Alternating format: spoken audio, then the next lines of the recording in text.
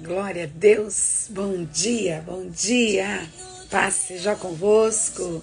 Dia 12 de março de 2025, quarta-feira, dia de receber convidado aqui na live, dia de poder adorar a Deus, de poder engrandecer a Deus, também receber do Senhor uma palavra, receber do Senhor um conhecimento, uma direção, né, acerca da carta aos Efésios, que é a carta que eu tenho abordado recentemente. Hoje eu vou ter um convidado muito especial aqui comigo, Ivan, e nós vamos estar falando aí de conectar as gerações. Ele vai estar trazendo pra gente um material super legal sobre a diferença das gerações, né? E o conhecimento, ele é poderoso, né, irmãos, para fazer a gente se mover de uma maneira que glorifique o nome de Deus e que alcance o alvo. Então, a gente entender as diferenças das gerações, como elas funcionam, como que é com elas, tudo isso vai trazer sabedoria e clareza para que a gente possa aplicar a palavra de Deus na vida das pessoas, dos nossos filhos, dos nossos netos, né? Glória a Deus, eu tenho certeza que será um tempo muito precioso. Mas antes de tudo eu quero estar apresentando esse tempo ao Senhor, quero estar orando, colocando diante do Senhor essa live. E o nosso maior convidado é Jesus, né? E eu quero muito que ele esteja aqui, esteja usando a minha vida, a vida do Ivan, e que tudo esteja no controle do Espírito Santo, ok? Pai, em nome de Jesus, eu te louvo, te agradeço por mais um dia de vida, por mais uma manhã, por mais uma oportunidade de estarmos na tua presença. Senhor, eu te agradeço pelo que o Ivan aceitou o desafio de fazer a live comigo, de estar aqui comigo, que o Senhor possa usá-lo poderosamente, que o Senhor possa trazer luz e revelação a nós, Senhor, sobre esse assunto tão importante, Senhor, mas também tão pouco falado e tão pouco conhecido.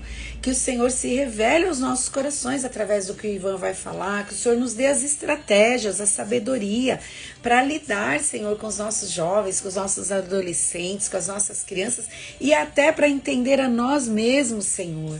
Pai, em nome de Jesus, que o teu Espírito se mova com plena liberdade sobre as nossas vidas. Que o Senhor fale aos corações daqueles que estarão assistindo a live agora, ao vivo, mas também, Senhor, aqueles que vão estar assistindo depois, que vão assistir a live gravada. Que o Senhor ministre ao coração deles, que o Senhor equipe e capacite a tua igreja, Senhor, a lidar com essa diferença das gerações, Senhor. Pai, sim, a tua palavra diz que ela é poderosa para ensinar o homem na justiça, naquilo que é bom, naquilo que é correto, naquilo que é justo, naquilo que é santo. Então, Senhor, fala conosco nesta manhã, usa a vida do Ivan, no conhecimento que ele tem, naquilo que o Senhor revelou a ele, Pai, em nome de Jesus.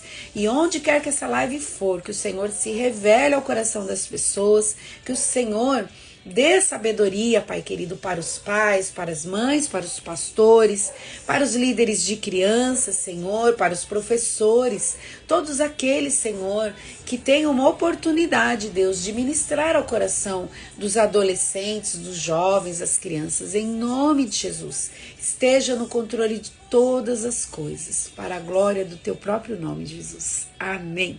Aleluia. Bom dia, gente. Bom dia. Paz do Senhor. O pessoal da Ramá já está entrando aí, né? Eu já vou convidar o Ivan para que a gente possa... E agora, o Ivan está entrando com o nome da Mércia ou com o nome do pastor Fernando? Porque aqui para mim só apareceu Mércia e Fernando. Deixa eu ver aqui. Escreve aí para mim, Ivan. Você entrou com qual perfil? Do pastor Fernando, da pastora Mércia? Que aí eu mando o convite para vocês.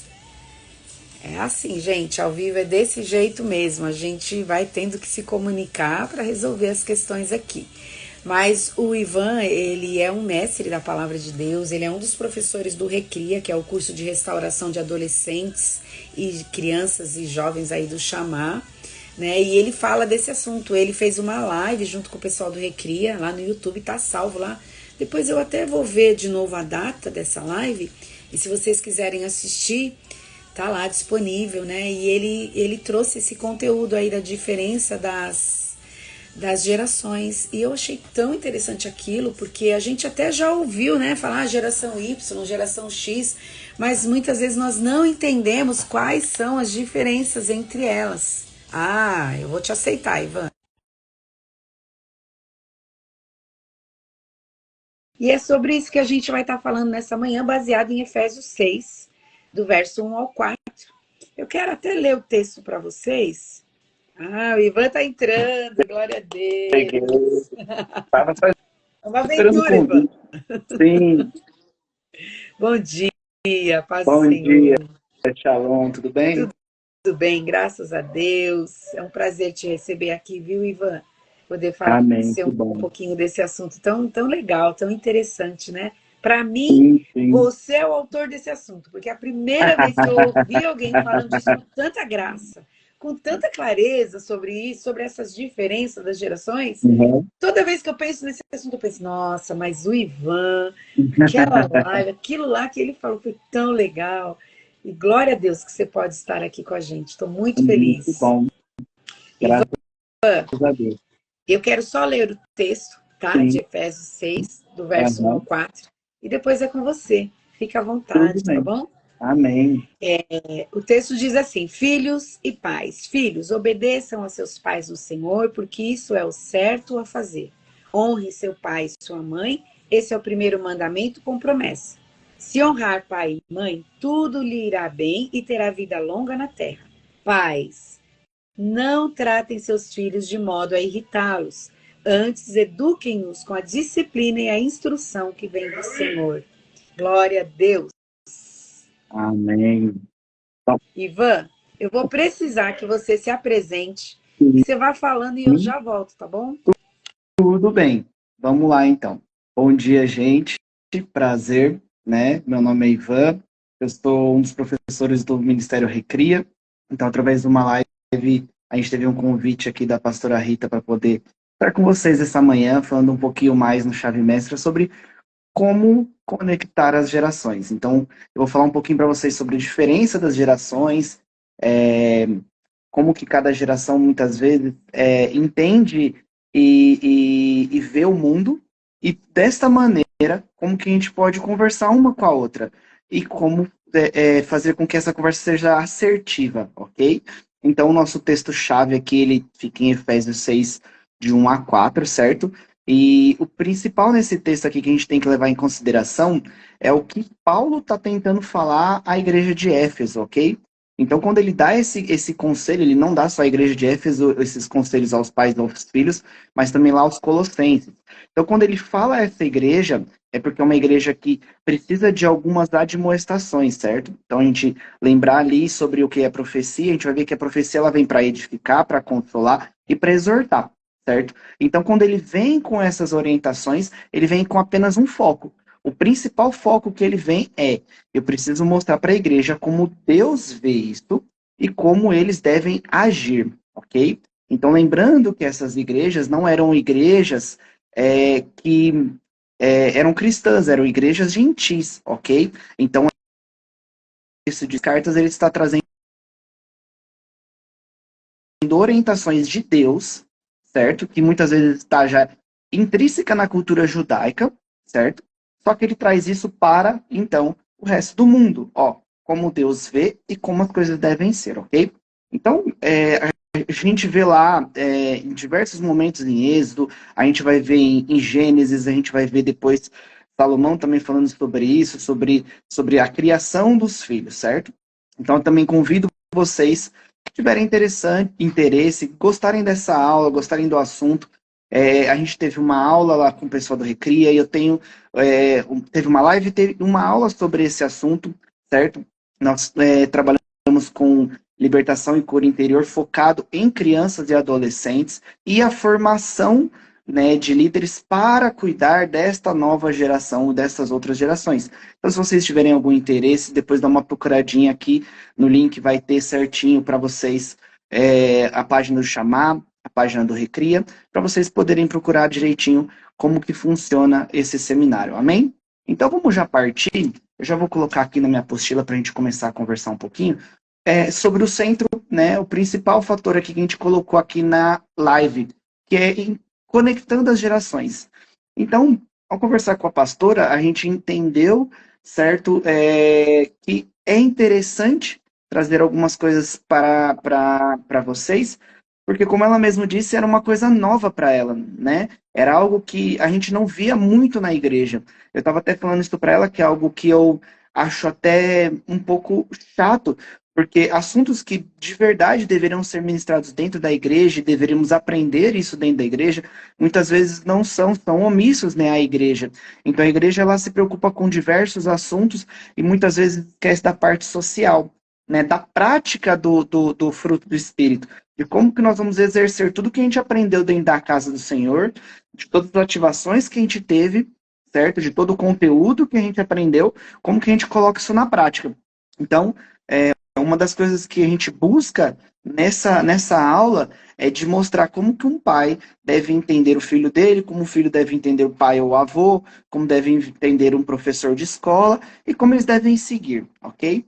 Então, quando a gente estuda sobre as gerações, a gente vai ver que é um estudo que não é algo é, muito preciso, ele é um pouco generalizado, e o que contextualiza, né, o que faz com que uma geração se diferencie da outra e tenha um nome, ou tenha uma classificação, ou uma descrição diferente da outra, geralmente é o tempo, certo? Então, um momento que no mundo e algo que aconteceu para que gerasse aquilo, ok?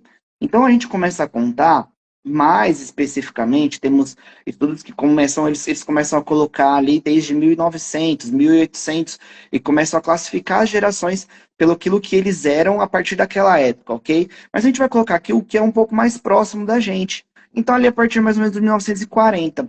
Então, as pessoas que nasceram a partir de 1940, ok? E para a gente falar sobre isso, a gente precisa entender como era o mundo em 1940, como era o mundo a partir dali, certo? Então, quando eu vou falar, depois a gente vai voltar nesse texto aí em Efésios, para entender o que Paulo estava falando sobre honra, a gente precisa entender, então, o que aquela pessoa era, como ela pensava, como era a maneira como eles agiam naquela época. Então, lá, a gente tem aqui a primeira classificação, então, a gente vai ver a geração Baby Boomers.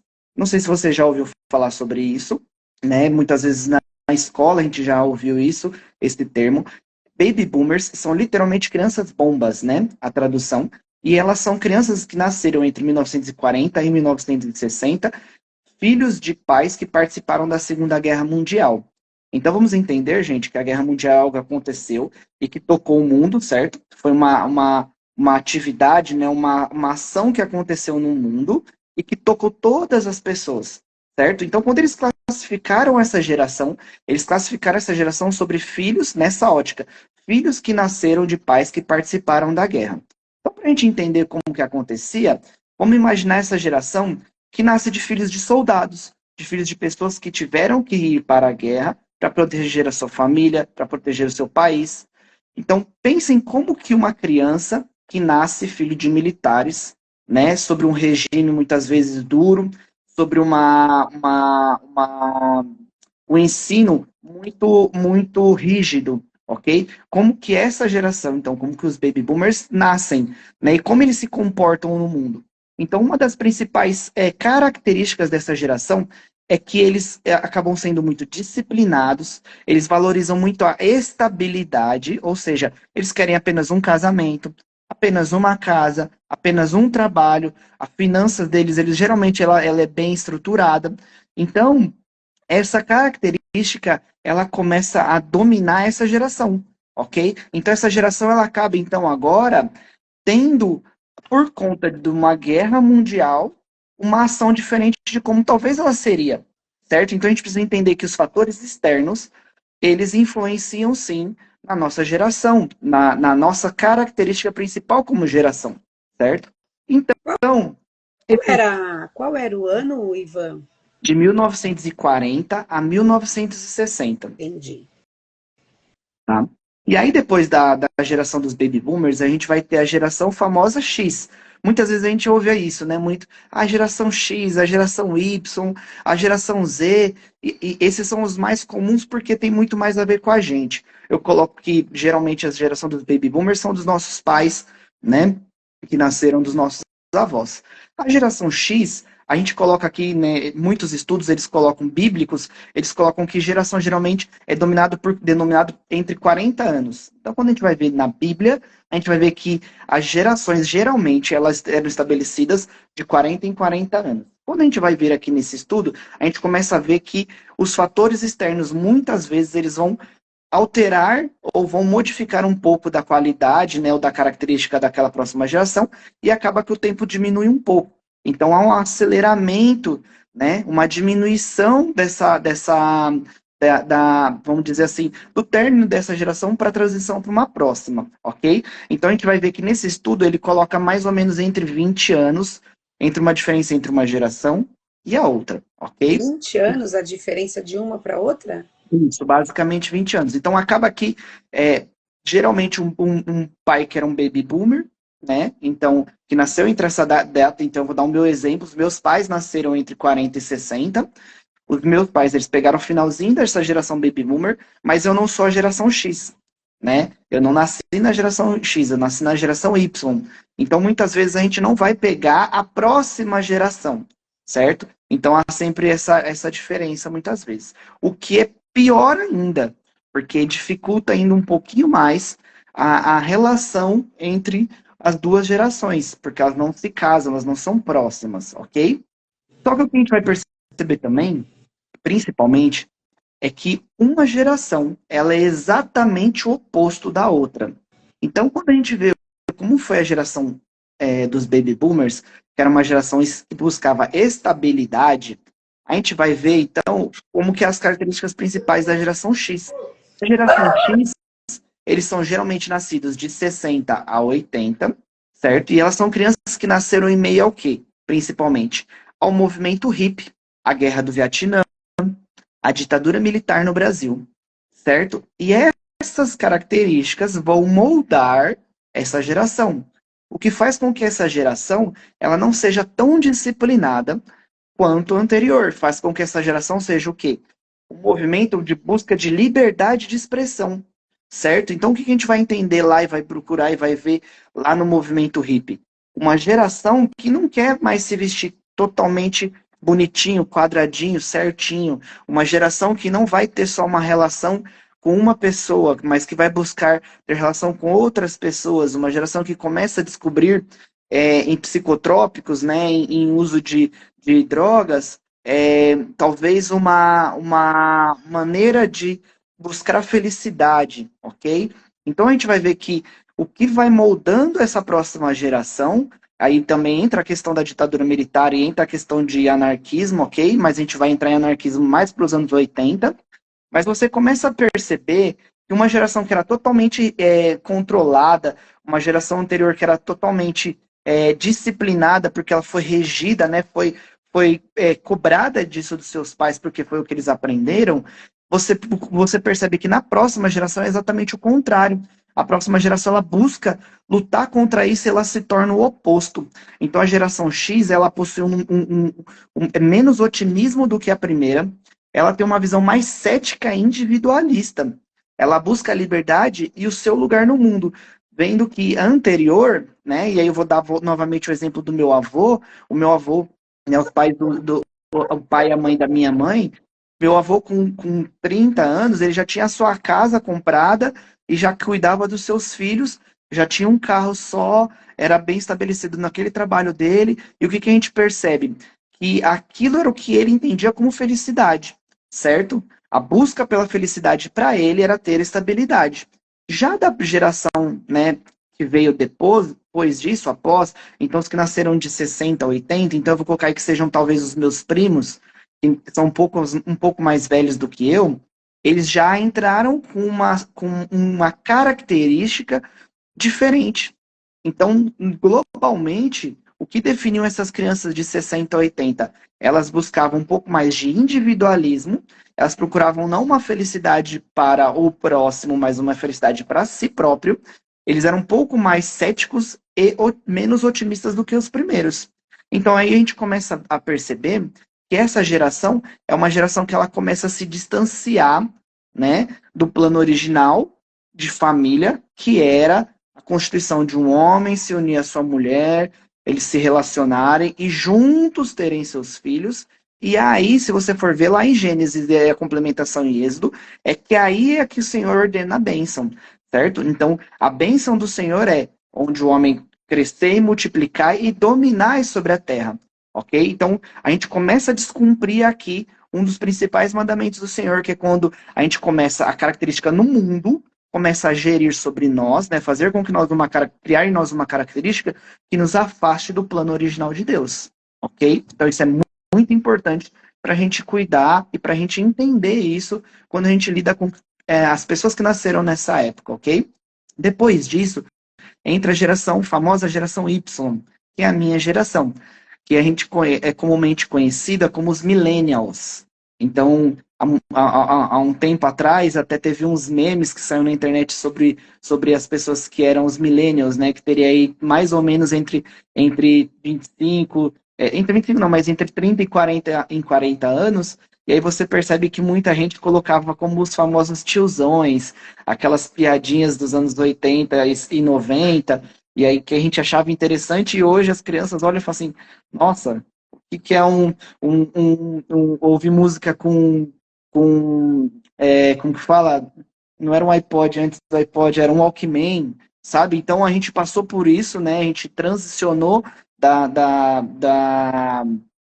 como que posso dizer, do momento da tecnologia analógica e a gente foi para digital, né? Então a gente teve essa facilidade. Então uma das características principais dessa geração, que nasceu entre 80 e 95, então a gente já vê essa diminuição aí de 5 anos para essa geração, é que essa criança ela nasceu na virada do milênio, então ela teve que se adaptar às mudanças.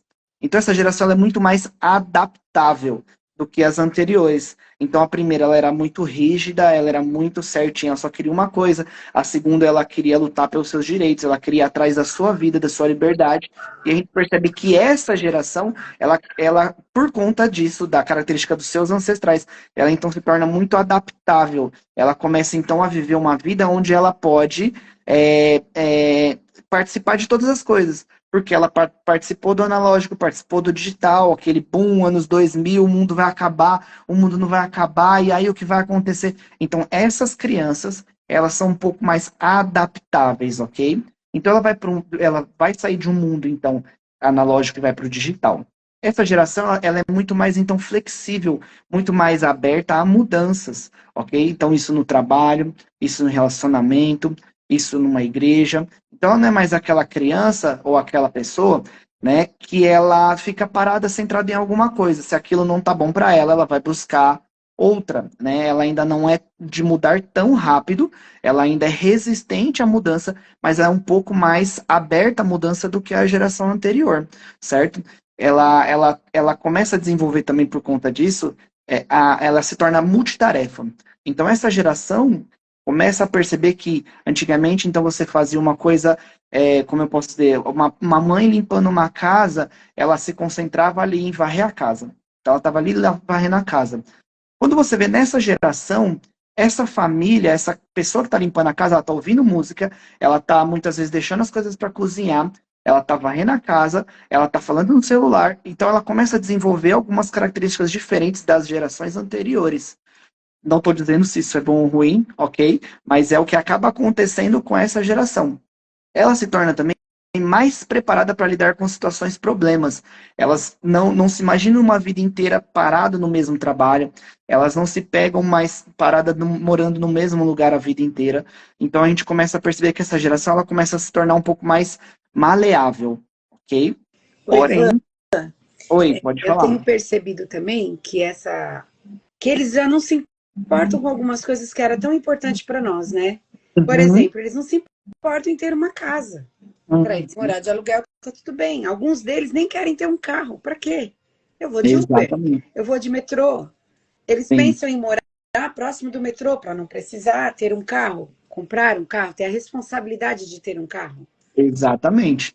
E aí você pega assim que essa característica, ela não é ruim, certo? Ela molda essa geração. Então eu vou novamente dar o meu exemplo. Eu me enquadro exatamente no que a senhora está falando.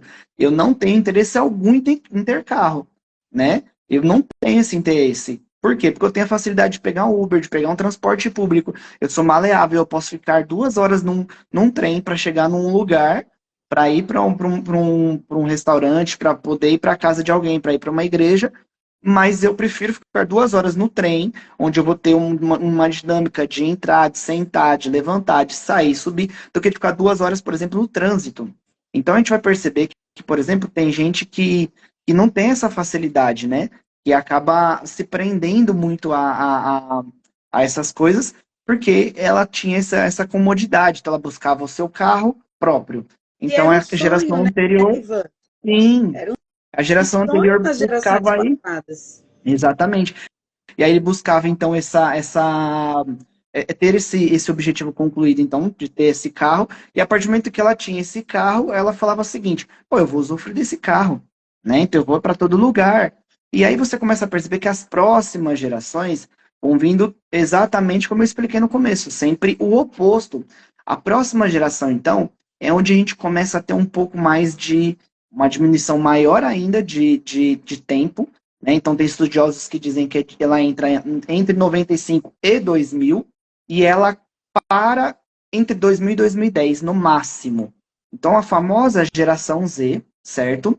Ela tem um período de estudo de curto período, né? Que é uma geração que ela nasce totalmente digital, totalmente conectada. Ela ainda tem um pouquinho do analógico, porque alguns nasceram no final de 95, ainda participam já, né? A gente vai ver que quando as crianças nascem próximas desse período, elas têm um pouquinho de característica de uma geração anterior, muitas vezes, né? Então ele fica um pouco com a geração Z, um pouco com a geração Y, ele tem um pouquinho dessa transição, mas as principais que nasceram entre 2000 e 2010, elas já nascem muito conectadas. Elas não são totalmente, plenamente conectadas, mas elas já são conectadas. O que isso gera uma característica totalmente nova. Então, vou dar o exemplo da minha geração Y. Quando a gente tinha 9, 10, 12 anos, a gente ia para onde brincar? A gente ia para a rua, né? A gente jogava futebol, brincava de esconde-esconde, de pega-pega, de mãe da mula, etc. A gente tinha muitas brincadeiras que a gente tinha ali e que a gente tinha em comunidade. Então, a consequência de você estar ali brincando, muitas vezes você pode arranjar uma briga aqui, uma briga ali, mas você tinha o quê? Essa é a principal característica. A criança não ficava enfurnada dentro de casa. Então, o pai tinha ali as suas regras e a criança poderia ir, então, brincar ali na rua com cuidado, certo? A geração Z, a gente já percebe que é uma geração que, com 1, 2 anos de idade, ela usa o celular perfeitamente. Ela sabe fazer coisas no celular, muitas vezes, que vocês, pais, não sabem, né? Então, essas crianças, elas já são nascidas na era digital, certo? A geração Z. Então, elas nasceram conectadas. Essa geração, ela é boa em lidar com atividades multitarefas, muito mais do que a geração antiga. Então, se você fala para mim, não, o pai consegue fazer 2, 3 coisas ao mesmo tempo, a gente sabe por estudos que isso não é sadio, né? Fazer 2, 3 coisas ao mesmo tempo. Você vai fazer 2, 3 coisas, cada uma você vai separar a sua capacidade cerebral e de desenvolvimento de atividades para cada uma. Então, uma você vai fazer um pouquinho melhor, uma não tão melhor, e a outra talvez você vai ter alguma dificuldade em fazer e não vai fazer bem feito. Então você consegue perceber o quê? Que quando você faz 2, 3 tarefas, nem sempre todas vão sair perfeitamente. Essa geração você consegue ver que ela consegue fazer 5, 6, 7 coisas ao mesmo tempo. Se você pegar um celular hoje de um adolescente, você vai abrir ali nas telas, você vai ver que tem 5, 6, 7, 8 telas abertas, e ele está desenvolvendo um relacionamento ali, ele está jogando, ele está conversando, ele está fazendo às vezes uma atividade da escola, tudo ao mesmo tempo. Ele tem essa habilidade, né? Ele desenvolveu essa facilidade. Por quê? Porque ele não precisou, como a geração anterior, para transicionar, né? Passar da internet digital, de escada, aí ele pegou ali o que a gente conhecia como speed, aí ele entrou, não, ele já entrou conectado no Wi-Fi, né? Numa conexão ultra rápido e que ele consegue ver as coisas na hora. Então ele não sabia, por exemplo, como era, daí eu vou dar um exemplo da minha geração, que você queria ouvir uma música, que você ouviu em algum momento na rádio, você tinha que entrar de madrugada na internet, conectar, baixar um aplicativo que baixasse música, colocasse aquela música para baixar, às vezes ficava 2, 3, 4, 5, 6 horas para baixar uma música, para no outro dia você abrir o arquivo, ver se não tinha vírus, para você conseguir passar aquela música pro seu MP3zinho. que não tinha celular na época que tocava música. Então, essa geração hoje, ela não consegue entender, ela perde muito o fio da meada. Eles acostumaram a pegar um pensamento formado, certo? Então, eu vou dar o meu exemplo. Quando eu era mais novo, a professora falou assim, vai para a biblioteca, pesquisa numa, tanto no dicionário quanto numa enciclopédia, sobre algum assunto. Para vocês que não sabem, enciclopédia é um calhamaço assim Olha, grande, eu né? acho que esse Muito pessoal que está aqui sabe. que você tinha vários assuntos.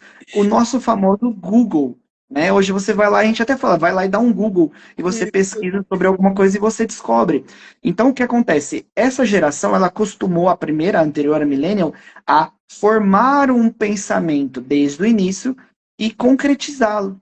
Essa geração Z, ela está acostumada a comer de tudo pronto. Então, você vai lá nos famosos vídeos do TikTok e aí você vê videozinho de 15 segundos. Pá, próximo, próximo, próximo, próximo. Existem diversos, inclusive diversos estudos que dizem que isso é prejudicial ao cérebro. Por quê? Porque você não força, né? O cérebro ele é um músculo e como todos os músculos você precisa exercitá-lo e você faz com que esse seu cérebro, esse músculo cerebral, ele não faça as conexões cerebrais necessárias para desenvolver um pensamento. Então você só está ali comendo. Vídeo de 15 segundos. Acontece uma situação, né? Pá, acabou o vídeo. Próximo, e próximo, e próximo, e próximo. O que você está fazendo com o seu cérebro? O seu cérebro ele não passa, ele não faz um caminho para chegar no início até o fim. Ele já conclui uma informação. Isso é interessante porque você é muito rápido para pensar. Mas isso é ruim porque você não pondera todas as outras coisas, o que faz com que essa geração seja muito mais desatenta, muito menos não tem muito menos empatia pelo próximo, faz com que essa geração ela seja muito mais individualista e faz com que essa geração ainda seja um pouquinho mais fria do que a anterior, ok? Então eles são muito ágeis, têm uma facilidade muito grande para aprender essas coisas novas, principalmente tecnologia. Porém, elas não têm esse feeling que a anterior tinha, ok? Para trabalhar, entra uma questão pior ainda do que a gente comentou da geração Y. Essa geração ela não se prende a nada. Então, essa geração entrando no mundo de trabalho, ela não vai olhar para um chefe ou não vai olhar para um supervisor e falar para ela, você precisa fazer isso até hoje, senão você não vai embora do seu trabalho.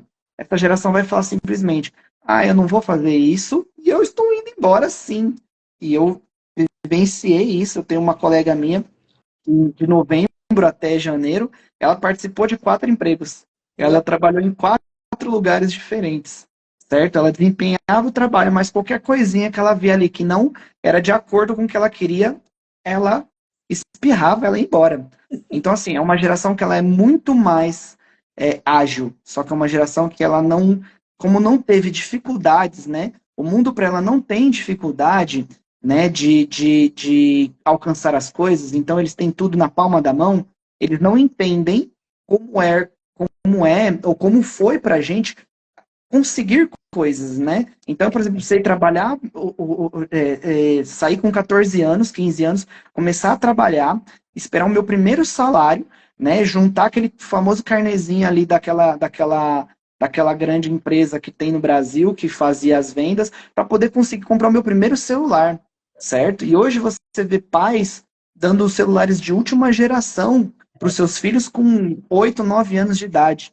O que você não percebe não é que você está só auxiliando o seu filho a se tornar uma pessoa conectada, né? A tirar ele da rua ou de fazer com que ele não atrapalhe você dentro da sua casa. Você está dando uma ferramenta muito boa para o seu filho, mas que ele não vai ter capacidade de gerir ela.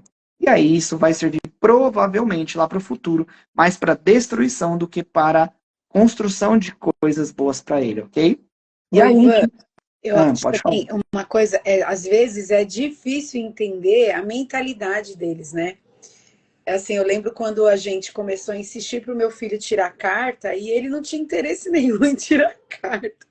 E a gente pensa, mas como que ele não tem prazer, como ele não quer ter um carro, né? Sim, Porque foi uma coisa que a gente quis tanto e agora não quer. Então, sim, às vezes, sim. as conversas eu percebo que uma coisa que talvez para mim é fundamental, para eles não é tão importante para eles. E Sim, às vezes acontecem uns conflitos, né? Porque é difícil para a geração anterior entender a mentalidade da dessa próxima. geração. Sim. E aí, o que que a gente começa a perceber é que esses conflitos, muitas vezes, e por diferença de pensamento, né, e diferença, então, de épocas que nascemos e da maneira como a gente vê o mundo, é que faz com que, muitas vezes, a gente se distancie, certo? Então, você vai ver lá atrás, por exemplo, no movimento hippie, o que que aquela geração, né, da geração X queria? Ela queria sua liberdade, por quê? Porque talvez ela vivenciou seus pais aprisionados em uma cultura de tipo, não, você tem que viver num lugar só, de um jeito só, com uma família só, e às vezes não era feliz, né? Então o que você vai percebendo? É que essa geração, por ela ser totalmente conectada e ter muita facilidade de conexão de pensamento, às vezes você está começando a desenvolver o pensamento, ela já tem a resposta, você vai perceber que, mesmo ela já tendo a resposta, é uma pensa, às vezes, muitas vezes, ok, não podemos generalizar, mas é uma resposta unilateral. Então, eu sou individualista, eu penso na minha felicidade, por pensar na minha felicidade, eu ajo assim. A gente vai ver também uma coisa no mundo de trabalho para essa geração, principalmente começando ali na geração Y, mas mais fervor ainda na geração Z, elas tendo uma realização pessoal no trabalho, focando num negócio próprio. Então a gente via, por exemplo, na minha geração, uma onda grande de empreendedorismo, né? Então uma galera acreditando na sua ideia e no seu potencial e desenvolvendo coisas que hoje nós temos como facilidade, mas que há 10 anos atrás, 15 anos atrás não existe. Então você fala para um adolescente hoje que o que hoje nós temos de tecnologia no celular, antigamente a gente tinha num computador, numa caixa grande, a televisão era gigante e não tinha cores muitas vezes, eles não vão entender, não vão saber por quê, né? Então eles não conseguem entender o trajeto muitas vezes para se alcançar algo. Então hoje você falou, como você colocou aí sobre a questão de não tirar a carta, né? Ah, eu não quero tirar uma carta e tal. Eu não quero ter essa dificuldade de ter que trabalhar, de ter que ter um carro, de ter que pagar para ter um carro, de ter que pagar para ter segurança para o carro, de ter que colocar gasolina no carro, de ter que fazer manutenção no carro. Não quero isso, certo? E é um pensamento meu também. Só que aí, às vezes, essa geração não entende, não vê que há 15 anos atrás não tinha Uber, né?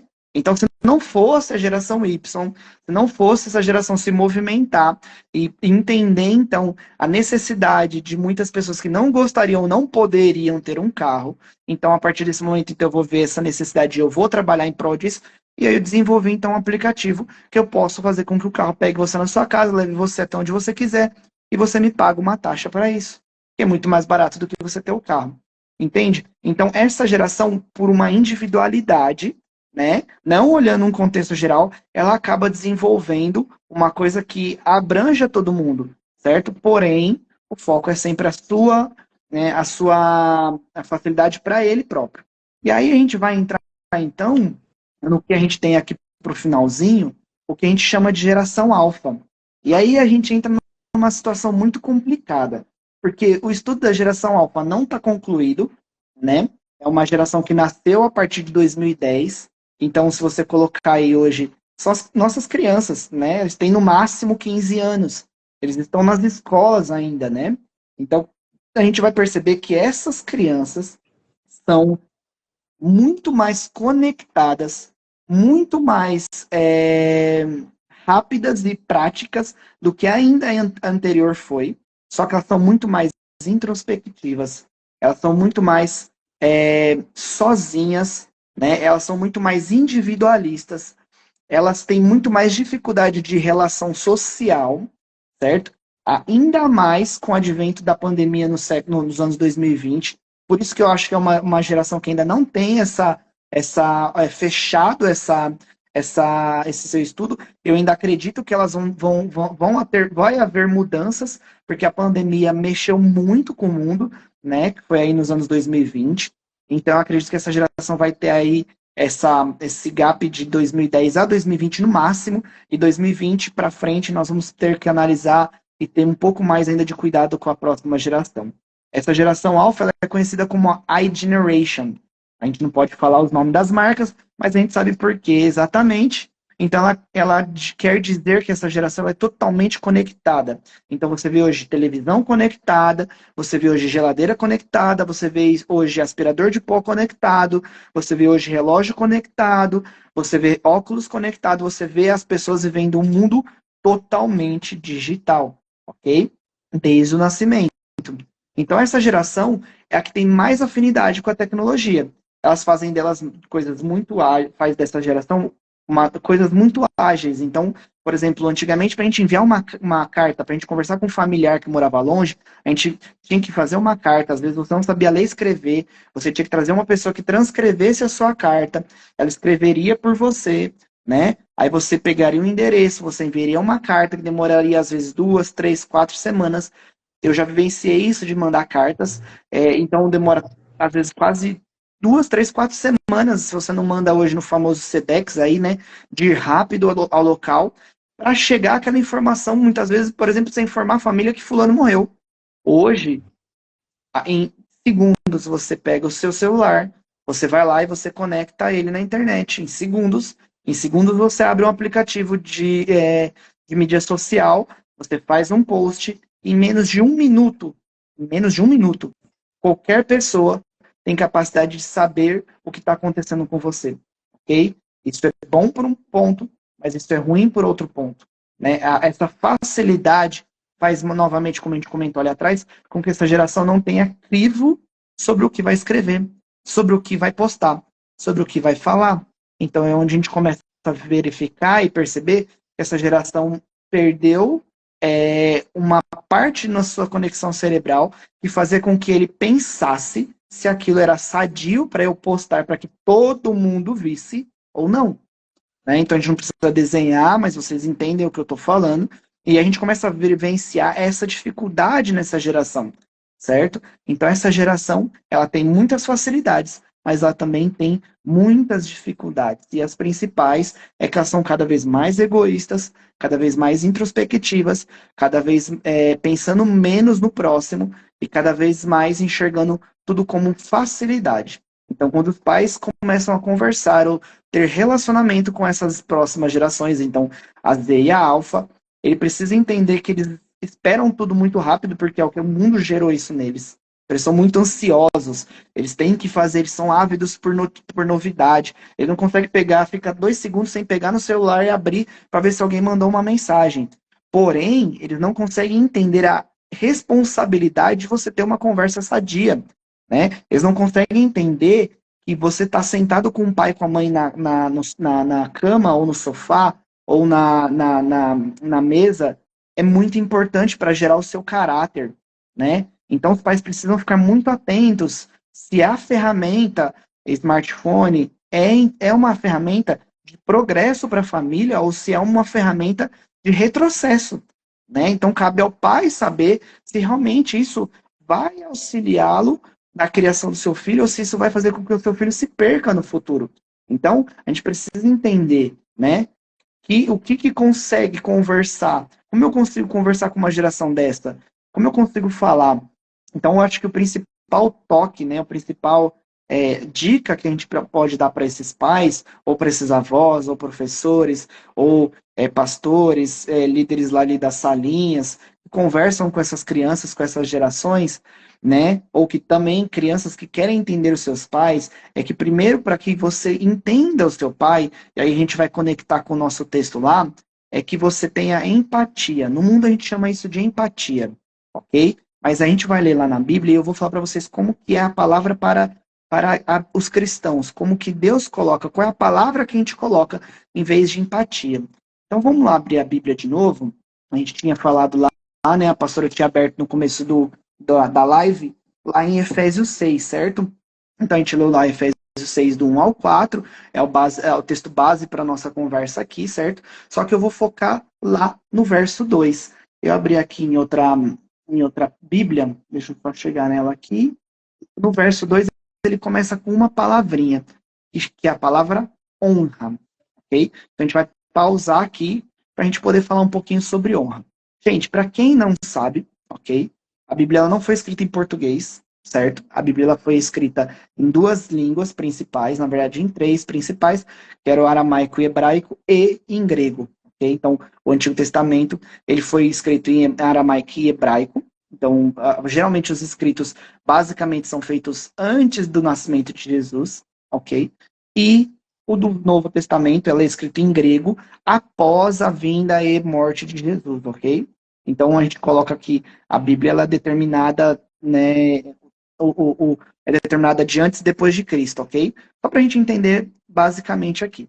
Essa palavra honra, esse ordenamento que a gente tem aqui, né, que Paulo traz para os Efésios e para os Colossenses, é um ordenamento que veio desde Gênesis, na verdade, desde Êxodo lá atrás, ok? Então lá em Êxodo, Deus fala pro seu povo, quando eles estão no deserto, eles saíram do Egito, foram para o deserto, eles começam a usar uma cultura diferente da que Deus ensinou a eles, então eles começam a ter atitudes diferentes, e aí Deus separa Moisés e fala assim, eu preciso trazer novos direcionamentos para o meu povo. Então eu quero que eles ajam diferente, porque a maneira como eles estão agindo é prejudicial para eles, vai trazer para eles destruição, ok? Muitas pessoas acham que os 10 mandamentos ou as ordenanças de Deus é para nos limitar, né, para impedir com que a gente faça alguma coisa muitas vezes até gostosa. Na verdade, não. Os ordenamentos de Deus é para nos ensinar sobre relações sociais, para mostrar para nós como viver de uma maneira plena na Terra, ok? Então ele dá uma ordenança que é honra teu pai e tua mãe. Essa ordenança, ela não é só uma ordenança, mas ela é a primeira e única ordenança com promessa. Então Deus não fala só para você, você precisa honrar seu pai e sua mãe, não é só uma ordem de um pai bravo. Não. Ele é um ensinamento, né? É um conselho, certo, de Deus, para que o filho, a partir do momento que ele honre o pai e a mãe, ele vai ter uma consequência, É uma certo? proteção também, né, Ivan? Exatamente. O que a gente não lembra é que isso não é uma consequência só do tipo assim, eu vou honrar meu pai e minha mãe, logo eu serei abençoado e pleno na terra. Sim, será? Porque é uma promessa do próprio Deus, ok? Só que a gente muitas vezes não entende o que significa a palavra honra. Então eu vou falar para vocês aqui o que significa a palavra honra para vocês entenderem. Então, quando a gente fala lá, como eu falei lá atrás, que a Bíblia foi escrita em hebraico e grego, e depois foi escrito lá na frente, no caso, por Paulo em grego, a palavra honra, então quando Paulo escreve alguma coisa, ele escreveu em grego, obviamente, ele foi transliterado, quer dizer que ele não foi traduzido ao pé da letra, ele foi pro latim, depois pro alemão, para depois chegar, né, na tradução em inglês, depois em português. Então a gente precisa entender que teve muita tradução em cima de tradução, e isso roubou um pouquinho dos reais significados de algumas coisas. Então, quando a gente estuda a Bíblia, é bom a gente estudar essas palavras para a gente entender de verdade o que aquilo estava querendo ser dito. Né? Então, o que de fato foi falado, certo? Para a gente poder seguir aquilo ali.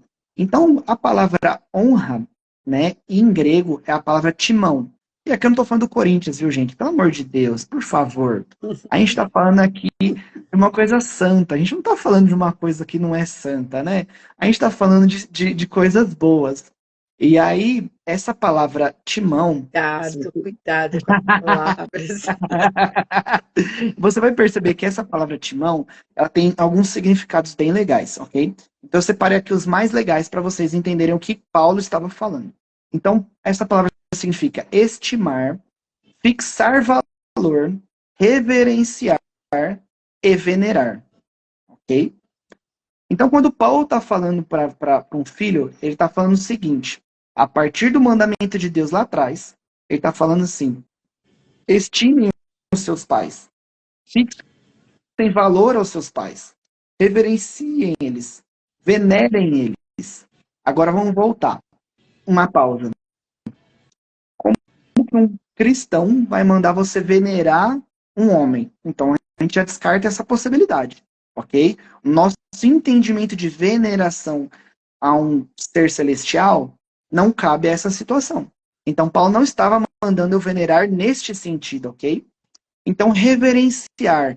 Aí eu penso, reverenciar, a gente lembra o quê? De uma situação de um rei, um servo, né? Então eu preciso abaixar minha cabeça, me curvar diante do meu pai e da minha mãe, e isso está tudo certo? Não. Então a gente também a gente tira esse conceito que a gente tem ali sobre honra, ok? Então honrar não é colocar que meu pai e minha mãe sejam um Deus na terra, mas também não é colocar que meu pai e minha mãe sejam um rei e uma rainha. Mas meu pai e minha mãe são meus pais, ok? Então a gente sobra duas palavrinhas principais ali, que é estimar e fixar valor. E aí eu desenvolvo a minha aula ali no Recria em cima dessas duas palavras. Por quê, gente? A partir do momento que um pai, independente da geração que ele tenha participado, que ele seja, ele ame verdadeiramente o seu filho, ele vai tentar em todo momento, certo? Cuidar do seu filho. Vai tentar em todo momento protegê-lo. Né? Essa é a função de um pai. Ele vai tentar em todo momento ensinar ele, certo? É o que a Bíblia fala lá atrás. Eu tenho separado aqui. Deixa eu ver, achar onde. Rapidinho, gente. Aqui, Provérbios 22:6. Ensina a criança no caminho que deve andar, e ainda que for velho, ele não se desviará dele, certo? Então aqui, um pai que realmente ele ama o filho, certo? Ele vai ensinar o filho no caminho que ele precisa andar.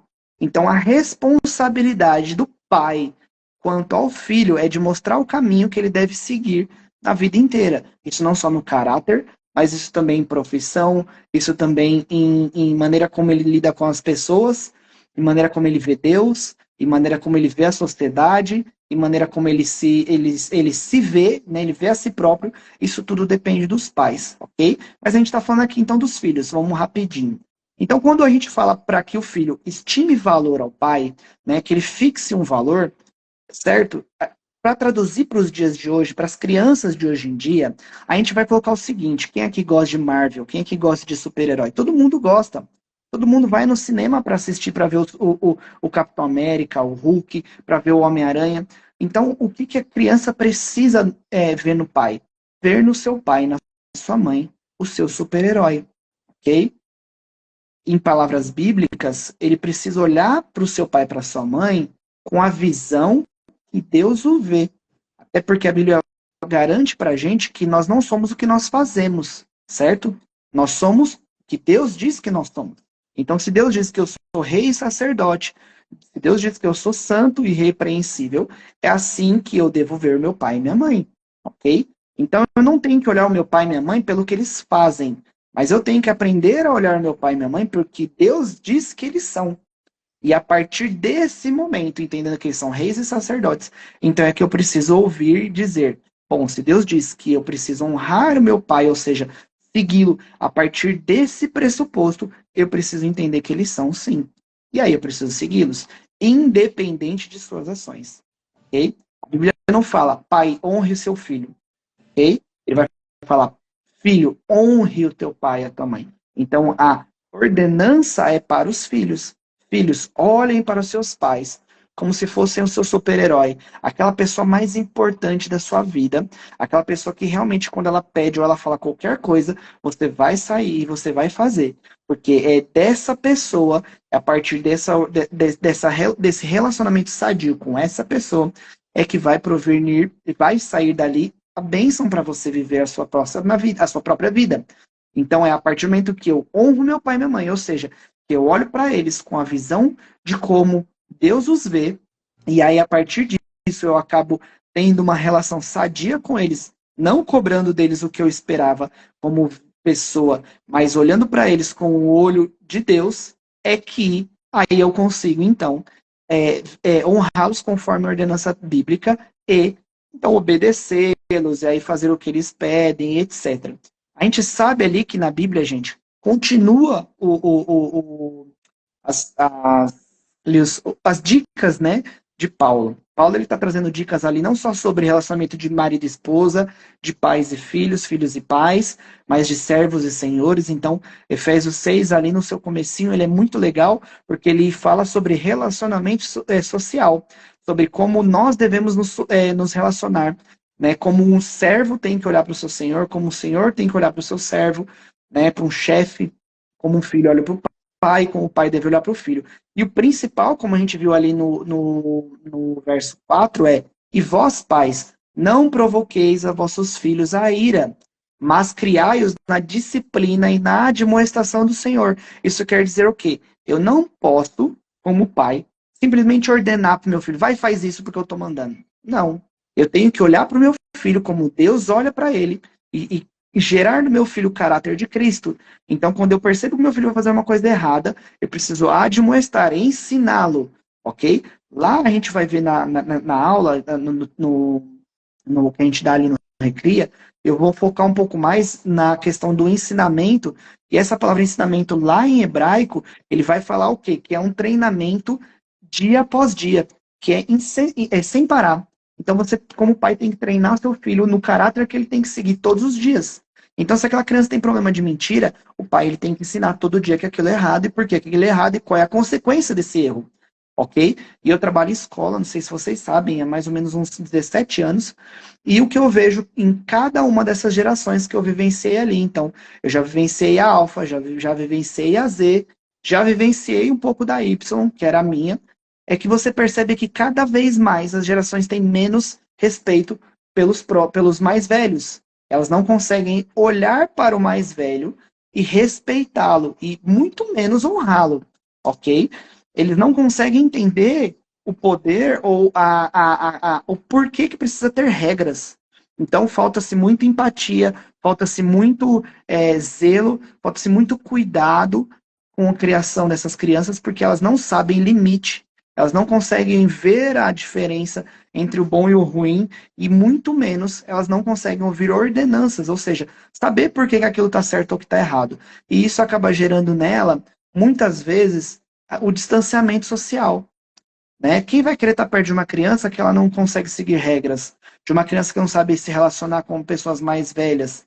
Né? Eu já vivenciei isso, crianças com 6, 7 anos de idade, e conversa com um adulto, muitas vezes por causa da criação dos pais, que conversa com um adulto de 35, 40 anos, como se fosse amigo íntimo, falando coisas que muitas vezes nem entre nós, de 35 e 40 anos, era sadio conversar, certo? Então, você vê que essa aproximação, né, das gerações é bom em um ponto, porém ela é extremamente letal em outro, porque você faz com que uma geração, que muitas vezes a criança não sabe nem o ABCD, a criança nem foi para a escola ainda, não sabe escrever e ler, mas porque ela tem habilidade, muitas vezes jogando videogame, no celular, etc., ela se julga superior, muitas vezes, a pessoas de idade superior a elas, os pais, os tios, os primos, os irmãos mais velhos, e aí a gente começa a ter um conflito muito grande dentro da família. Então, os pais eles têm que se cuidar, né, segundo Paulo aqui, depois ele fala também em Colossenses 3:21, pais, não sejam severos demais com seus filhos, pois acabarão esmagando o espírito deles. Então, o que Paulo está falando é o seguinte: não provoque a ira e não esmague o espírito do seu filho. Então, ser rígido com eles, né? Ser muitas vezes maldoso, descontando às vezes a sua própria solidão ou a sua própria tristeza no seu filho, não é o ponto correto. O que Paulo está falando é que nós precisamos treinar os nossos filhos dia após dia, ok? Então, precisamos ter esse cuidado para cuidar dessas próximas gerações, porque essas gerações, nossa palavra de hoje em dia, ela é muito o quê? Mimizenta. Ela é uma geração muito, muito, muito, muito dodói, que você não pode falar para ela, ó, você está errada, ok? E aí a gente vai perceber que isso é totalmente contrário ao plano de Deus, porque o plano de Deus a partir do momento que eu vejo que eu estou indo um caminho torto, Deus mostra através do Espírito Santo como o quê? É Ele que nos convence, certo? Do juízo do pecado, da justiça e do juízo. Então, se a gente acaba excluindo essa parte de aconselhamento, de direcionamento, então o pai não tem mais função na vida do filho, certo? Então a gente sabe, aí eu não falei sobre isso para vocês, mas a função do pai é do direcionamento do caminho do filho, certo? E da mãe é de mostrar o cuidado, demonstrando amor, de mostrar como se relacionar no mundo. Então, se a criança tem dificuldade de relacionamento, quem falhou lá atrás foi o pai, foi a mãe. Agora, essa criança ela é perdida, ela não sabe o que faz, ela fez 2, 3, 4, 5 faculdades, ela não sabe o que ela tem que fazer, ela não sabe qual que é o seu dom, ela não sabe qual é o caminho que ela tem que seguir. Quem falhou foi o pai. E a gente percebe aí nos relacionamentos, nos millennials para trás, é que também não gerou só essa questão, né? A gente viu lá no millennials, a gente viu a AIDS, eu esqueci de comentar, tô comentando agora, e a gente viu também, muito, muito, muito grande a questão de divórcio crescendo, certo? E algo que antigamente era ponderado na sociedade como algo ruim, e taxavam-se as pessoas que divorciavam como, sei lá, excluídas da sociedade, ou pessoas erradas, hoje a gente vê isso como comum. A gente vê hoje pessoas com 20 anos que se casaram e já se divorciaram. Ou seja, elas nem se conheciam, elas não sabiam quem elas eram, não sabiam o porquê que elas nasceram. Aí elas foram ter um relacionamento, buscaram nesse relacionamento provavelmente uma fuga da sua felicidade. Eles encontraram muitas vezes uma decepção amorosa, uma decepção social, e aí elas se divorciaram. E aí, hoje, com 20 anos de idade, elas se tornam o que antigamente a gente tinha como algo que não era comum, hoje é extremamente comum, né? Então, a gente precisa tomar muito cuidado ao lidar com essas gerações próximas, porque elas buscam primeiro o seu e depois do próximo. E aí fica um pouco difícil da gente, sem o Espírito Santo, sem a ajuda de Deus, sem o amor de Deus, lidar com essa geração. Então, uma chave, né? O tema principal aqui, né, dessa aula é a chave mestra, né? Então, a chave principal para que consigamos ter essa relação sadia com as próximas gerações ou com as anteriores é o amor de Deus. Mas, gente, eu preciso falar isso para vocês, ok? É extremamente importante dizer que nós não vamos conseguir lidar com essa geração sem o amor de Deus, e nós não vamos ter o amor de Deus se nós não aceitarmos Jesus como nosso único Senhor e Salvador, ok? O batismo de amor que recebemos do Espírito Santo, ele só vem através da salvação. A partir do momento que eu creio que Cristo me salvou. Se eu não creio que Cristo me salvou, eu não vou conseguir ter esse amor que ultrapassa a minha empatia social, ultrapassa aquilo que o mundo me ensinou a ser como indivíduo, ok? Então, o mundo foi gerando isso nas pessoas, né? Foram construindo arquétipos sobre nós. Mas o que pode quebrar e desmistificar isso tudo e fazer com que eu me torne uma pessoa sã e sadia, que consegue se relacionar com pessoas acima de mim, com pessoas abaixo de mim, com pessoas igual a mim. E aí não estou colocando pessoas acima de mim no sentido de pessoas que nós não somos iguais. Todos nós somos iguais, mas pessoas que têm um pouco mais de conhecimento ou de experiência do que eu em alguma coisa, ok? A gente sempre vai ter esse tipo de relacionamento. Pessoas que sabem um pouquinho mais do que nós e pessoas que sabem um pouquinho mais do que nós. E a gente precisa, segundo Paulo, saber lidar com as duas, né, pessoas, lidar com as duas situações, ok? E aí, a gente vai então lá para Malaquias 4, 5, 6. Por que a gente vai para Malaquias? Aí você vai falar para mim assim, mas Ivan, Malaquias não está falando sobre conversão, mas Malaquias está falando sobre a resposta da restauração entre essa conexão entre pais e filhos. Por isso que a gente vai ler rapidinho lá, para a gente poder finalizar aqui com vocês, tá bom? Então, eu vou ler com vocês, ok? Na minha versão da Bíblia, fala o seguinte: mas olhem também para frente. Ontem eu estava conversando com a pastora, e aí numa conversa informal, né, eu estava explicando para ela esse texto. Gente, então vamos entender aqui, Malaquias foi o último profeta antes de Jesus vir, ok? Então, o último livro da Bíblia em ordem cronológica, antes de chegar à vinda de Jesus, e esse texto foi escrito 400 anos, mais ou menos 400 anos antes de Cristo vir, ok? Então, quando Deus falava através de um profeta lá no Velho Testamento, ele geralmente falava sobre o passado, sobre algo que estava acontecendo no presente ou algo que deveria de vir, ok? Então, nesse instante, ele está falando, olhe para frente. Então, ele está dizendo para Malaquias falar para o povo em Israel, ó, olhem lá para frente. Então, olhem para o futuro, não para agora. Essa promessa não é para agora, é para o futuro. Estou enviando o profeta Elias para preparar o caminho para o grande dia do Eterno. Vamos lá, gente. Primeira coisa. Se Malaquias, na ordem cronológica da Bíblia, ele foi o último profeta antes de Cristo, então quer dizer que Elias, aquela figura do profeta Elias de Israel, ele já tinha vindo, certo? E ele já tinha ido embora. Então, não estamos falando do homem físico Elias, ok? Se eu falar para você que Deus enviar novamente a pessoa Elias como pessoa, então nós estamos num evangelho ou numa religião diferente, ok? Não é a nossa religião. Nós não acreditamos que uma pessoa que morre pode retornar à vida, ok? Então não podemos interpretar esse texto dessa maneira. Então ele não vai enviar o Elias, ok? Mas ele vai enviar alguém na unção em que Elias estava. E qual é a unção de Elias quando você estuda Elias e sua história para Israel? É na unção de libertador. Então, essa pessoa que haveria de vir, ele viria na unção de libertador, ok? Então, estou enviando o profeta na unção de libertador, que vai o quê? Preparar o caminho para o grande dia do eterno. Vamos lá. A gente fala sobre preparar o caminho. O que é a primeira pessoa que a gente lembra? João Batista. João Batista preparou o caminho. Então, a gente vai lembrar de João Batista, certo? Está errado. Por que está errado? Porque aqui a gente não está preparando para o grande dia da salvação, para a terra. A gente está preparando o caminho, a gente está falando sobre preparar o caminho para o grande e terrível dia do Senhor, o dia da segunda vinda de Jesus, e não da primeira, ok? Então, estamos falando dessa segunda vinda. Quando a gente fala dessa segunda vinda, então é quando Jesus vai vir o quê? Ali ele fala depois da vírgula. O dia do julgamento decisivo, ok? Estudos escatológicos, né, nos mostram que existirão dois julgamentos diferentes. Então, o julgamento para os cristãos, os que já estão salvos, e o julgamento para quem não está salvo.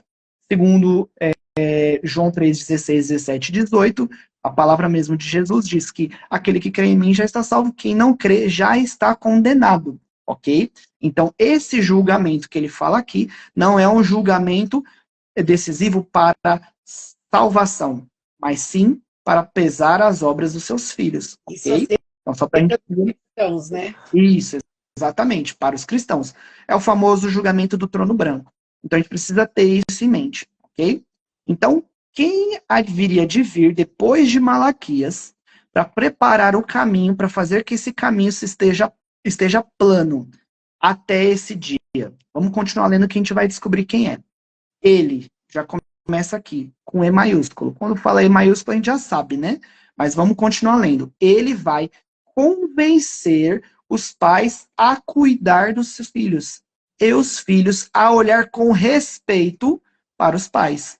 Que é exatamente o que a gente estava falando aqui que Paulo falava, certo?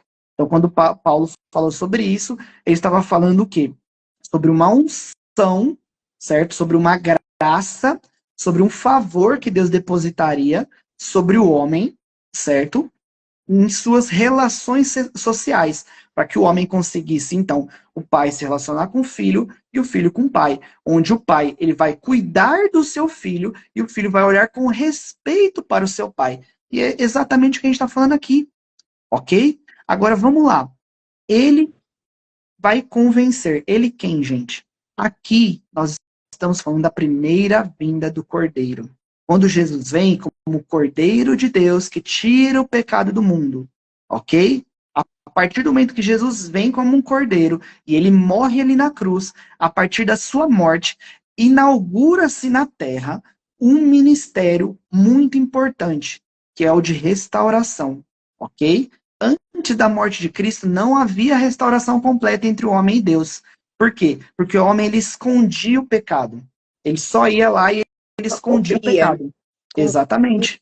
Isso, com as ofertas, era só uma cobertura.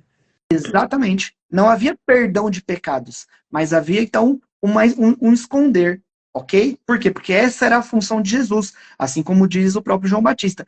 Haveria de vir aquele que vai perdoar a todos. A partir dele, ele é o Cordeiro de Deus que tira todo o pecado do mundo. Todo. É todo. Ok? Basta o quê? Crer nele. Então, o que ele está dizendo aqui? A partir da morte de Cristo, inaugura-se esse ministério de restauração social entre pais e filhos e pais. Então, quando ele morreu, o Espírito Santo veio, e a partir da vinda do Espírito Santo em Pentecostes, o homem agora tem capacidade de sentir o amor de Deus. E quando eu sinto o amor de Deus, eu consigo olhar para o meu próximo como Deus olha para ele. Não pelo que ele faz, mas pelo que ele é. E aí, eu olhando assim para o meu pai ou para o meu filho, eu consigo, sim, a partir disso, me relacionar com ele de maneira sadia. Aí você vai falar, Ivan, mas isso é muito genérico. É genérico, mas isso é extremamente importante. E essa é a chave mestra para a nossa resposta de hoje, que é o relacionamento entre as gerações. Então, o que conecta uma geração à outra não é só o fato de você ter nascido ou ter vindo de alguém, ou alguém ser o seu pai ou o seu avô, mas sim o amor que deveria estar já restaurado entre essas gerações. E a partir de Cristo Jesus, nós temos amor suficiente para poder nos conectarmos com uma geração ou outra, entendendo que eles não são o que o mundo diz que eles são, eles não têm as características que o mundo impõe a eles, mas sim, eles são reis e sacerdotes, filhos de Deus, e que merecem amor, cuidado, carinho, ensino e etc. Ok? Então, quando a gente vai para esse texto e a gente percebe que Cristo veio para preparar o caminho dele da sua segunda vinda, então a gente percebe que Jesus, quando ele faz ali na cruz, ele traz cura, ele traz salvação, mas ele também traz restauração social, ok? Então, quando eu, como filho, Relacionamentos, né? exatamente. Então, quando eu me relaciono com o meu pai ou com a minha mãe, com a minha esposa, com o meu esposo, com a minha namorada, com o meu namorado, com o meu professor, com a minha professora, com o meu chefe, com o meu líder, quando eu tenho qualquer nível de relacionamento social, eu preciso sempre ter o crivo de que Cristo já restaurou todas as coisas e a partir da morte de Jesus, agora eu preciso estimar valor àquela pessoa. Agora eu preciso fixar um valor a ela, certo? Então eu preciso olhar para o meu próximo, assim como o próprio Tiago diz ali depois nas suas cartas, sempre considere o próximo superior a você, certo? Paulo depois ele começa em suas cartas dizendo que ele era o maior dos apóstolos, depois ele diz que ele é o pior dos pecadores, porque ele começa a ter tanta relação com o Espírito Santo, entendendo o amor de Deus para com todos, que ele começa a falar assim, não, Deus, peraí, achava que eu era o melhor entre todos, agora eu sei que eu sou o pior de todos. Por quê? Porque ele começa a entender que na regra de Deus, no amor de Deus, aquele que quer ser o líder, ele tem que servir. Aquele que quer gerar vida, ele primeiro se doa a sua própria vida. Então, a chave mestra para o pai que quer que o seu filho estime valor por ele conquista isso se doando. Ele não conquista isso dando um celular para o seu filho, mas ele conquista isso demonstrando em ações cotidianas, diárias, dia após dia, que ele ama o seu filho, ok? E isso vai quebrar barreiras dentro do seu filho ao ponto de que ele vai olhar e vai falar assim, cara, é verdade, meu pai me ama, é verdade, minha mãe me ama, eu não posso excluir isso, eu não posso fugir disso, né? Então, a resposta para as gerações, né, para o embate entre gerações, para que isso se torne, então, a conexão das gerações, é o amor de Deus, depositado em Cristo Jesus, que todos nós temos acesso a partir do momento que nós o aceitamos como único Senhor e Salvador. Amém? Meu Deus, que live! Glória a Deus, que delícia, gente! Que bom! Nossa, Ivan, muito obrigada, foi muito bom, muito legal. Nossa, aprendi bastante, foi realmente uma aula.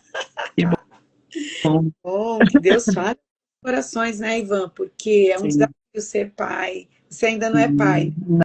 Não. Mas é um desafio e não é uma coisa assim que o dia que o filho nasce é um desafio só, é um desafio constante, né? Porque conforme eles também vão crescendo, vão mudando as fases deles, a gente também é Uhum. desafiado a ser transformado. Sim, E sim. isso não é uma coisa simples, né? Nossa, muito bom. Sim.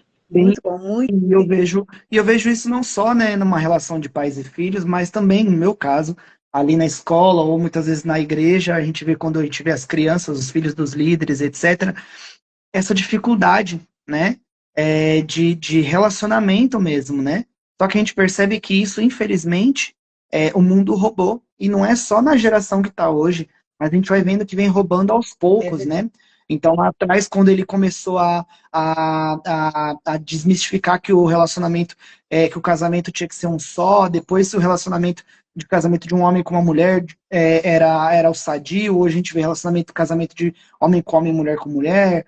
E aí você começa a ver como que essas próximas gerações vão lidando, porque aos poucos as gerações estão sendo roubadas desse amor, né, do amor verdadeiro de Deus. E aí quando você tem ou busca essa restauração, você começa a entender e ver, e é muito mais fácil, né? Eu digo que quando eu comecei a fazer o curso lá no Agape e aprender algumas coisas, todas as aulas que eu ia e que eu fazia, eu pedia para Deus aquilo específico. Tá, estou fazendo uma aula de intercessão. Deus, eu preciso interceder, se eu preciso interceder, eu preciso ter unção para interceder. E aí eu começava a orar 40 minutos sem parar. Eu, como assim? E aí eu ia para o profético, aí Deus, eu preciso ter essa unção. E aí eu orava, e aí eu começava a profetizar, Deus, como assim?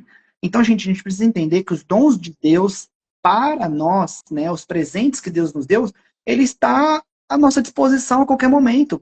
E aí, se você ir lá e ler se eu não me engano, em Coríntios, que fala sobre os dons, você vai perceber que ele vai colocar lá o fruto do Espírito, ele vai falar sobre os dons, ele vai falar muita coisa, mas ele vai colocar lá na frente.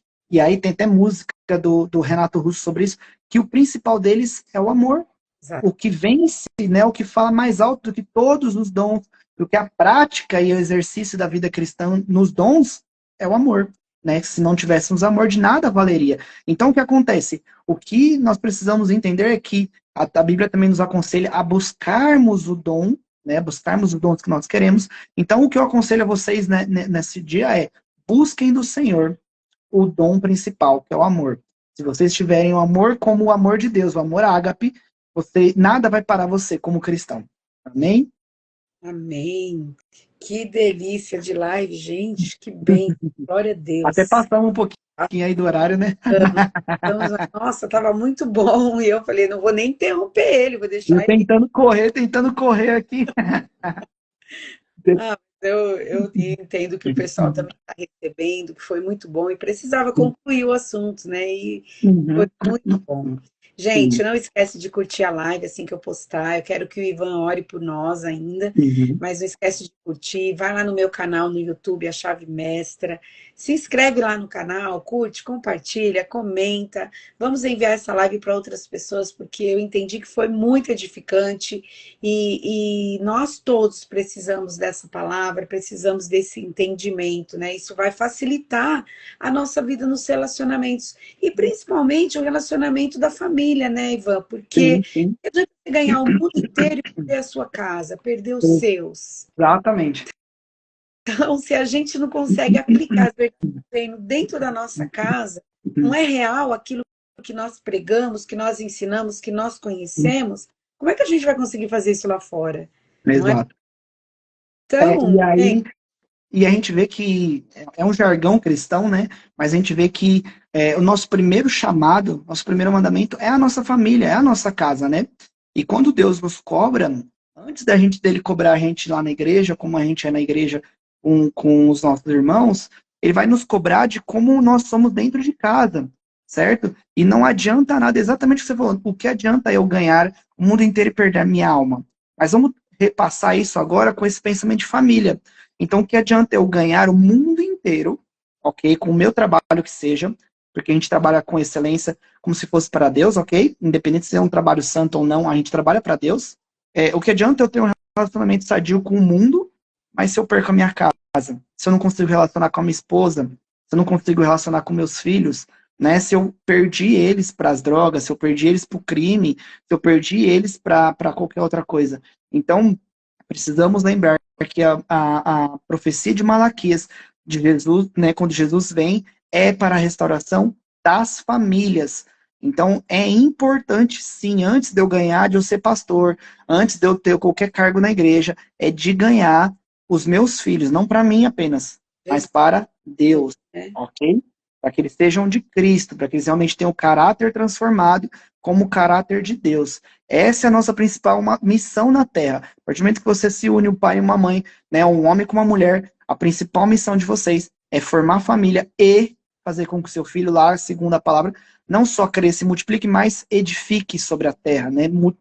Cuide da terra, zele pela terra. Isso tudo a partir de Cristo, obviamente, né? E da cosmovisão cristã. Amém. Porque eu parei de falar. Não, agora você vai orar. Você não Vou, pode vou sair orar. sem abençoar a gente diante disso tudo que você compartilhou conosco. Ore por Sim, nós. vou orar. Aí eu vou orar, gente, três partes, ok, da oração. Porque vocês estão falando com uma pessoa que, além de ser profética, intercessora, é professora, ok? Então a gente colocou aqui que a primeira parte que a gente precisava para poder receber o amor de Deus era receber a Cristo como nosso Senhor e Salvador, ok? Então eu vou fazer uma oração rápida. Se você ainda não fez isso, você repete essa oração comigo. Então vamos todo mundo fechar o olho e vamos só repetir o que eu estou falando, amém? Então vamos lá. Primeiro começa assim, ó. Senhor Jesus, eu te agradeço pelo seu imenso amor lá na cruz.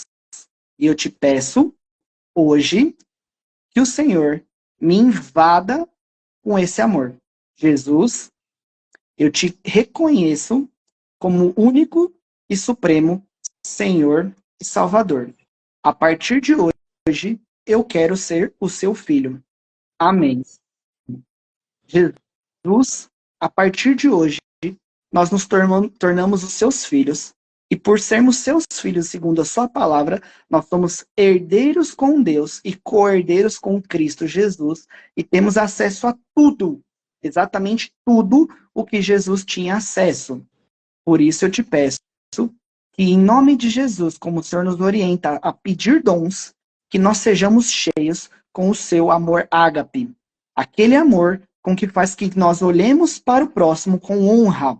A honra que o Senhor nos ensina na Bíblia, que faz com que as relações se tornem sadias e, em vez de trazer problemas sociais, elas trazem soluções para o mundo. Por isso eu te peço que, assim como o Senhor vem através da profecia de Malaquias, como restaurador social, que o Senhor restaure a minha relação com os meus pais e a minha relação com os meus filhos, e a partir disso o Senhor restaure a minha relação com a sociedade, que eu possa ser uma pessoa que transforme a minha sociedade ao meu redor, sendo um reparador de todos os danos causados pela sociedade, pela cultura, e que eu possa, através do amor de Deus, mostrar para o mundo que é possível sim viver em sociedade, é possível sim viver em paz com o próximo, é possível sim viver em santidade, sem desejar o que o próximo tem, de acordo com os parâmetros da cosmovisão cristã. Jesus, eu também quero profetizar sobre os seus filhos, aquilo que está escrito em Salmo 144, 12, que diz o seguinte: torna os nossos filhos, em sua juventude, robustos como o carvalho, e nossas filhas, belas e radiantes, como flores silvestres. Senhor, que nossos filhos eles sejam sábios, que nossos filhos sirvam para proteção, que eles sirvam para descanso, e que essas pessoas possam receber do Senhor. E que as filhas elas possam ser radiantes e belas como as flores silvestres, que o mundo possa olhar para elas e ver o sol da justiça brilhando sobre elas. Em nome de Jesus, amém. Amém. Amém. Nossa, que delícia, que bênção. Glória a Deus. Olha, você que entrou agora no final da live, precisa assistir tudo. A live vai ficar salva aqui no meu perfil no Instagram, vai ficar salva lá no YouTube também, no meu canal Chave Mestra. Nossa, dá para assistir, comer bem devagarzinho tudo que foi liberado aqui sobre as nossas vidas.